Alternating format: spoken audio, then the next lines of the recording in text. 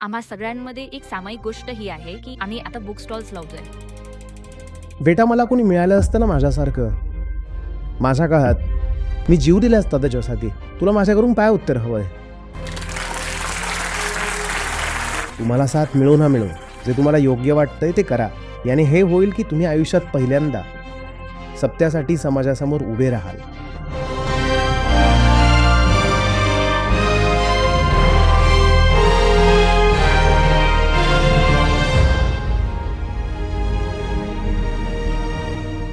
नमस्ते sir. तुम्ही एका इंटरव्ह्यूमध्ये आमच्यासाठी म्हटलं होतं, की "we are the boots on the ground." म्हणजे हे काम पुढे नेणं किंवा बूट्स ऑन द ग्राउंड. तर यांच्यापैकी खूप सारे लोक असतील, जे आपापल्या राज्यांमध्ये, भागांमध्ये, जिल्ह्यांमध्ये बुक स्टॉलची ॲक्टिव्हिटी आम्ही करत आहोत आता. तर कामाच्या बाबतीत आम्हा सगळ्यांमध्ये एक सामायिक गोष्ट ही आहे, की आम्ही आता बुक स्टॉल्स लावत आहोत. तर ही ॲक्टिव्हिटी म्हणजे खूप छोटं पाऊल आहे आमच्यासाठी सुद्धा आणि जी शिकवण मिळाली आहे, ती लोकांपर्यंत पोहोचवण्यासाठी सुद्धा आम्हाला एक माध्यम मिळालंय बुक स्टॉल. तर याबद्दल तुमचे विचार जाणून घ्यायचे होते आणि कारण तुम्ही तुम्ही प्रत्येक गोष्टीत विचार का विचारता बेटा? विचारांचं काय करणार? हृदय हवं असतं ना. मी काय विचार करू? जी गोष्ट माझ्यासमोर आहे, स्पष्ट आहे. त्यात आता माझ्यासाठी विचार करण्यासारखं काय उरलंय?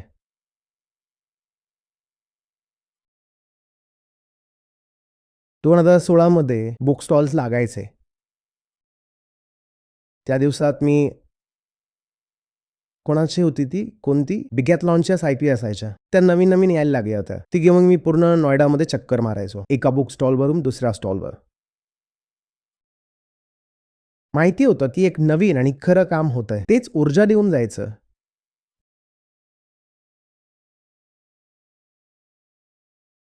मी काय बोलू? माझ्यासाठी ही एक उत्सवासारखी गोष्ट असायची, की आता संध्याकाळ होईल. हे लोक जाऊन इथं-तिथं 5-7 ठिकाणी स्टॉल्स लावतील. हे लोक यायचे साधारण 4 वाजता. आमची एक इको असायची. तर त्यामध्ये सगळं साहित्य भरून किंवा मग टॅक्सी बोलावून त्यात निघायचे. सेट वगैरे करायचे. 5:30 व्हायचे आणि 6:30-7 वाजेपर्यंत मी सायकल घेऊन निघायचो. नेहमी सायकल नाही, कधी बाईक पण असायची, कधी दुसरं काही. सेलिब्रेशन आहे, फेस्टिव्हल आहे. आणि चाललोय. ज्याच्याकडे चाललोय त्याच्यासाठी काहीतरी खायला घेऊन गेलो. कुठे काहीतरी होतंय, कुठे काहीतरी होतंय, कुठे कोणाशी बोलणं होतंय, कुठे कोणाला वेड्यात काढलंय. सगळं चाललंय आपलं. ही तर मौज-मजेची गोष्ट असायची. मी प्लॅनिंग थोडीच करायचो, की तुमचा विचार काय आहे? विचार काहीच नसतो. विचार तर त्याचा केला जातो, जे अजून लांब असतं. जे प्रत्यक्ष समोर आहे त्याला पकडलं जातं. आता विचार करायला काय उरलंय? आता सुरू तर झालं ना. आता वाट कसली पाहायची आहे? म्हणजे म्हणजे जेव्हा तुम्ही आमच्या पोस्ट बघता कम्युनिटीवर, तर तुम्हाला कसं वाटतं? म्हणजे हे काम पुढे जातंय का? कम्युनिटीवर तर मी कोणती पोस्ट पाहतच नाही. तर तुम्ही परवा सगळे रिप्लाय तुम्हीच केलेत बहुधा. ज्या शायरीवाल्या पोस्ट, शायरीवाले ते तुम्हीच केलं सगळं. नाही, बिलकुल नाही. अजिबात नाही. म्हणजे सर मी तर आजपर्यंत कोणती पोस्ट पाहिलीच नाही. माझ्याकडे तर अकाउंट पण नाहीये. मी कसं करायला? या लोकांनी मला अकाउंटच दिलेलं नाहीये. कोणाकोणाला वाटतं, की मी कम्युनिटीवर कधी काही लिहितो. हे बघा. हे अज्ञान.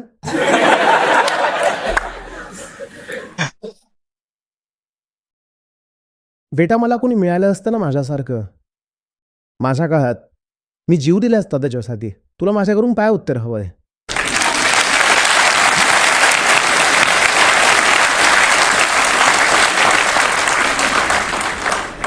माझी 10 वर्ष वाचली असती. मी खूप धक्के खाऊन, प्रयोग करून, परीक्षण करून, पारखून, कित्येक दिशांना इकडे-तिकडे फिरून, भटकून जाणलंय. माझ्यासारखा माझ्यासमोर कोणी आला असता, मी कॉलेजमध्ये असतो. मी कदाचित कॉलेज सोडून त्याच्यासोबत निघून गेलो असतो. सर आम्ही पण येत आहोत सगळेजण. आम्ही खरोखर येत मग आहोत सर. विचारताय काय? विचारायला काय नाही उरलंय? म्हणजे मला हे जाणून घ्यायचं होतं, की हे बघून तुम्हाला कसं वाटतंय? मी म्हणजे काय काम सांगू पुढे मला कसं जातंय? वाटतंय? मी काय सांगू मला कसं वाटतंय? सर नुकताच आता पुण्यात इंटरनॅशनल बुक फेस्टिव्हल झाला. तर तिथं आम्ही जो स्टॉल लावला होता, इथं एकूण 700 स्टॉल्स होते. तर आम्ही जेव्हा बाकी स्टॉल्सवर पण गेलो ना, तर वाटलं की हा एकमेव स्टॉल आहे जिथे लोकं थांबतील, बोलतील. कौतुक करू. नाही सर. सर ऐका ना 1 मिनिट. तर असे आता बाकी जिल्ह्यांमध्ये पण येतील स्टॉल्स किंवा उत्सव. तर आम्हा सगळ्या लोकांमध्ये सामायिक गोष्ट आता बुक स्टॉलची ॲक्टिव्हिटी करणं ही आहे. तर बेटा, हा बुक स्टॉल जो तुम्ही सुरू करत आहात ना, ही इतरांपेक्षा खूप पुढची गोष्ट आहे आणि जिथपर्यंत तुम्ही पोहोचायला पाहिजे त्यापेक्षा खूप मागची गोष्ट आहे. जे लोक असे आहेत, की अजून उठून एका बुक स्टॉलवर पण जाऊ शकत नाही. बाकी काही करू नका. फक्त उत्साहवर्धनच करून द्या. उत्साह वाढवून द्या. हे बघा आलेत लोक, उभे राहिले. 4 लोक गात होते, 2 आणखी सोबत गाऊ लागले किंवा काही नाही फक्त जाऊन उभे राहिले किंवा माहिती आहे की तुमच्या शहरात, तुमच्या भागात कुठेतरी बुक स्टॉल आहे. काही करू नका यार. तिथे जी मुलं-मुली उभे आहेत त्यांच्यासाठी थोडा चहाच घेऊन जा. एवढं तरी करा. हे पण नाही. हे पण करू शकत नाही त्यांच्यापेक्षा तुम्ही खूप खूप पुढे आहात. पण तुम्हाला जिथे जायचंय ती जागा दुसरी आहे. वारंवार सांगत असतो, तुमची संस्था आहे. तुमची. मी काही सोबत थोडीच घेऊन मरणार आहे. व्हायला हे पाहिजे विचारताय ना, व्हायला हे पाहिजे की जसं प्रत्येकाच्या नावापुढे लिहिलं असतं की इंडिव्हिज्युअल पर्सेंटेज किंवा पर्सेंटाईल किती आलं. प्रत्येकाच्या नावापुढे हे लिहिलेलं असायला पाहिजे की तुम्ही किती लोकांना गीतेशी जोडलं आणि जर जोडत नसाल तर तुम्ही ओझं आहात.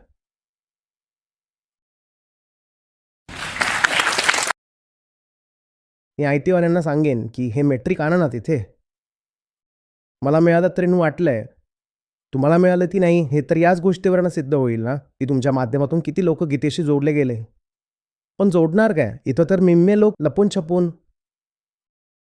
ब्लँकेट खाली लपून सेशन पाहत होते.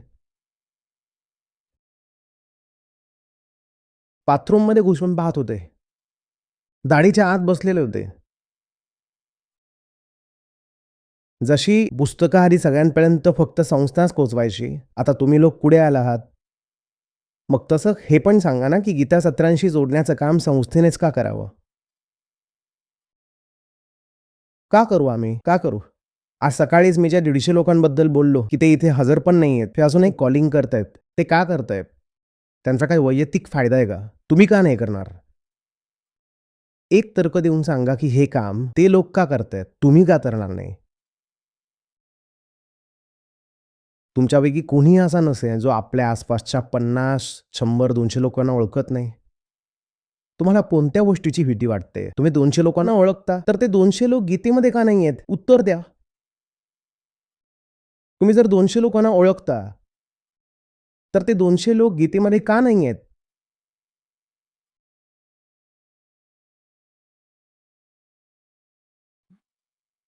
कारण आम्ही स्वतःच पूर्ण मन लावून बस अगदी हेच आहे. बिलकुल हेच आहे. तर तुम्हाला अजून तिथपर्यंत जायचंय. ठीक आहे. आणि जे जात नाहीयेत त्यांना सोडा. हा विचार करू नका की त्यांचं काय? मलाही विचारू नका की मला कसं वाटतं? मी कोण आहे? सांगतोय ना, संस्था सोबत थोडीच घेऊन जाणार आहे. मला कसं वाटतंय याची काळजी करू नका. हे काम तुम्ही माझ्यासाठी करत नाही आहात. हे काम तुम्ही त्याच्यासाठी करत आहात. हां?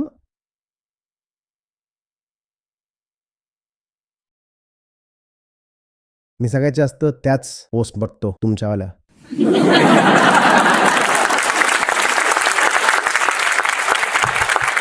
बाकी तर तोंड तर कोणी वाजवू शकतं. कीबोर्डवर टक, टक, टक, टक, टक, टक, टक, टक. आचार्यजी,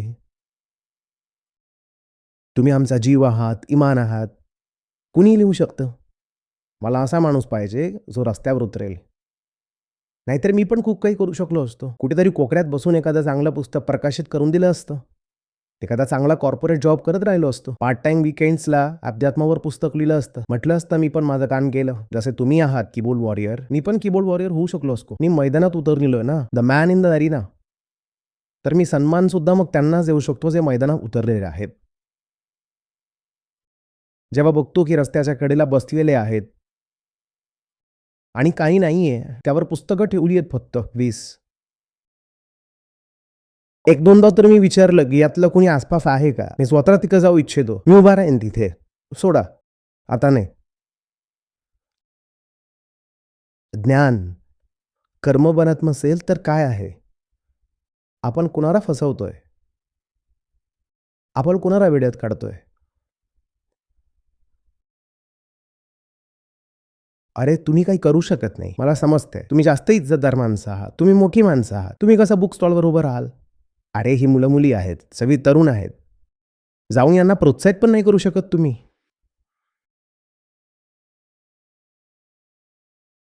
मी माझं स्वतःचं सांगतोय ना, मी स्वतः उभा राहायचो 2016, 17, 18 पर्यंतची गोष्ट आहे.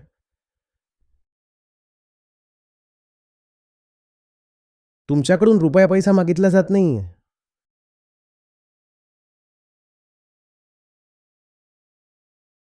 समर्थन करा त्यांचं.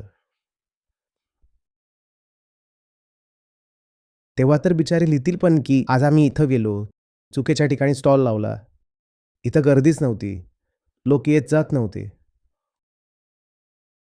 कुणाचाच काही रिस्पॉन्स नाही, कोणी साथ देऊ इच्छित नाही. ठीक आहे, नका देऊ. हे लोक पण जर याच नादात राहिले ना की साथ मिळाली तर करू, तर हे पण करू शकत नाही.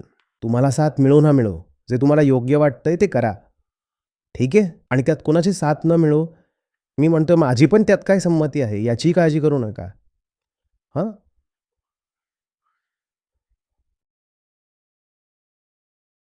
हे काय आहे? आपण काय एखादी एडटेक कंपनी आहोत का, की तुम्ही एक ऑनलाईन कोर्स करताय, जो तुम्ही फक्त स्वतःसाठी करताय? तुम्हाला समजत नाहीये का आपण कोण आहोत? हे एक सामाजिक मिशन आहे. तुम्ही कोणत्या तोंडाने सांगणार की तुम्ही गीता विद्यार्थी आहात भाऊ? जेव्हा तुम्ही समाजात बाहेर पडून काही करूच शकत नाही आहात. इतके जास्त घाबरलेले आहात की बाहेर तुम्ही कुणाशी बोलू पण शकत नाही. तर तुम्ही कोणत्या तोंडाने सांगणार की गीता विद्यार्थी आहात भाऊ?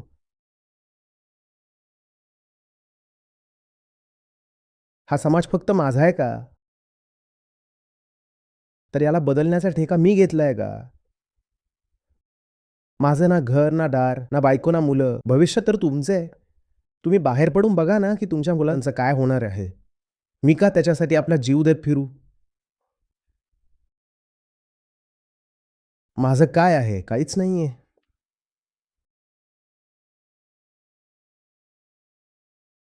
हे काम तेव्हाच नीट करू शकाल जेव्हा काळजी करणं सोडून द्याल की कोण सोबत आहे, कोण नाही. ठीक आहे? अजिबात काळजी करू नका.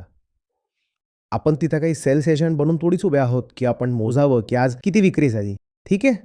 काही हरकत नाही. आम्ही योग्य काम करण्यासाठी उभे राहिलो आहोत. त्यात काही परिणाम आला तर ठीक, नाही आला तर ठीक. आपल्याला ठाम राहून काम करायचं आहे. कारण हे काम योग्य आहे. आपण जेवढ्या स्पष्टपणे बघू शकतो, समजू शकतो, पूर्ण क्षमतेने आपल्याला दिसतंय की हे योग्य काम आहे, योग्य आहे. आणि जर ते मी करत नसेन, तर मी माणूस कुठे आहे मग?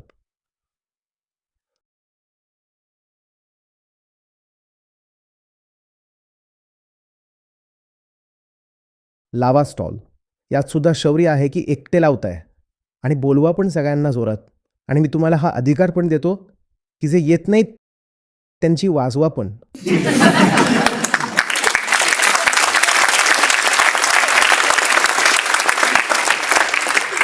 बघा, समजून घ्या. याने असं काही होणार नाही की जी पुस्तकं आहेत त्यांच्या रीचमध्ये काही मल्टिप्लिकेटिव्ह किंवा प्रचंड मोठी वाढ होऊन जाईल. नाही होणार. पण याने जे होईल ते तर कोणत्याही मार्गाने होऊ शकत नाही. याने हे होईल की तुम्ही आयुष्यात पहिल्यांदा सत्यासाठी समाजासमोर उभे राहाल. भले तिथं 4 पुस्तकंही कोणी घेऊन न जाऊ.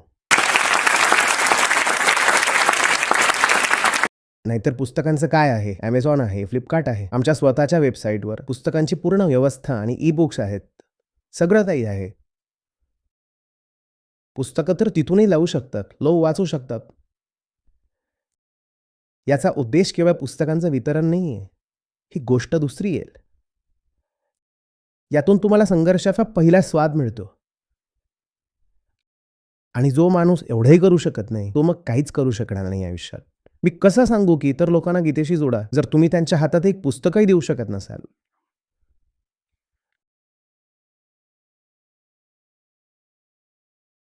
आणि जी लोकं या गुमानात असतील, की आम्हाला आता गीता समजते, सत्य आमच्यावर उतरतंय, त्यांनी थोडं जमिनीवर यावं आणि स्वतःलाच हा प्रश्न विचारावा, की किती लोकांना त्यांनी आतापर्यंत गीतेशी जोडलंय. जर मी गीतेबद्दल जाणतो, तर इतक्या हजार लोकांपर्यंत पोहोचवली. जर गीतेबद्दल तुम्ही जाणता, तर 5 लोकांपर्यंत तरी पोहोचवली का? मग तुम्ही कशी काय जाणता? तुम्ही काय जाणता?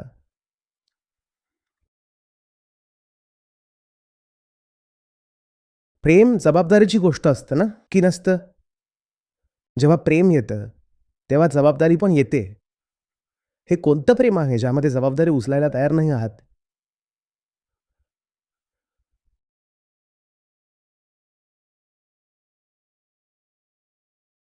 बघा, जे लोक मला ओळखत समजत नाही किंवा मला न्यूज ज्यांनी कधी पाहिलेलंच नाही, त्यांचं काही बिघडणार नाही.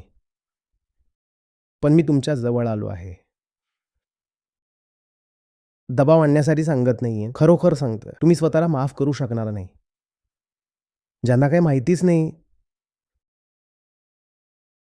जे अस्पर्शित राहिले, चला त्यांना माहितीच नाहीये. योगायोगाची गोष्ट असेल किंवा दुसरं काही असेल, त्यांना माहितीच नाहीये. पण तुम्ही इथे येऊन समोर बसला आहात. तुम्ही शेकडो तास मला ऐकलंय आणि त्याच्यानंतरही तुम्ही हलला नाहीत. तर हे खूप मोठं ओझं राहून जाईल तुमच्यावर.